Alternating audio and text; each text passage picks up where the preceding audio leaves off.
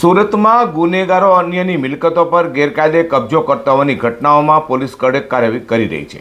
તે સુરતમાં રહેતી વિધવા મહિલાની વડીલો પાર્જિત મિલકત પર કબજો કરનાર પાસેથી સુરત એસઓજીએ મિલકત પરત અપાવતા વિધવા મહિલાએ પોલીસ એટલે કે એસઓજીના ડીસીપી રાજદીપસિંહ નકુમ અને પીઆઈ અતુલ સોનારા સહિત સુરત પોલીસ કમિશનરનો આભાર માન્યો છે.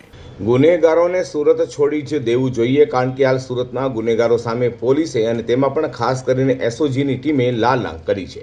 અને કોઈ પણ ચમરબંધી ગુનેગાર હોય તેને સુરત એસઓજીના ડીસીપી રાજદીપસિંહ નકુમની ટીમે કાયદાનું ભાન કરાવી જ દે છે.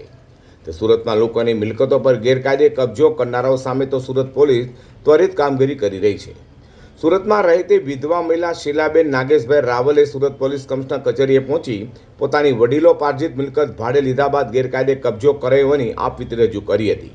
જેને લઈને સુરત પોલીસ કમિશનરે આ મામલે સુરત એસઓજીના ડીસીપી રાજદીપસિંહ નકુમને કાર્યવાહી માટે સૂચના આપતા એસઓજીના ડીસીપી રાજદીપસિંહ નકુમ અને પી અતુલ સોનારાની ટીમે ત્વરિત કામગીરી હાથ ધરી હતી. વિધવા મહિલા શીલાબેન રાવલની મિલકત પર ગેરકાયદે કબજો કરનારા કેટરસનું કામ કરતા વિપુલ ઇન્દ્રવંદન કંસારાને કાયદાની ભાષામાં સમજાવતા તેને રાજી ખુશીથી પોલીસની હાજરીમાં જ મિલકત વિધવા મહિલાને પણ સોંપી દીધી હતી. જેને લઈને વિધવા મહિલાએ સુરત પોલીસ કમિશનર તેમજ એસઓજીના ડીસીપી રાજદીપસિંહ નકુમ અને પીએ અતુલ સોનારાનો હર્ષનાશ સાથે આભાર માન્યો હતો. મહાદેવ રાવલ અમારી મૈદરપરા ગોળિયા બાબા મંદિરની ગલીમાં વડીલો પાર્જિત મિલકત છે અમારી અને બિરજુની. એ 5 વર્ષથી કેટરિંગનો ધંધો કરતા વિપુલ ઇન્દ્રવદન કંસારાને ભાડે આપેલ હતી.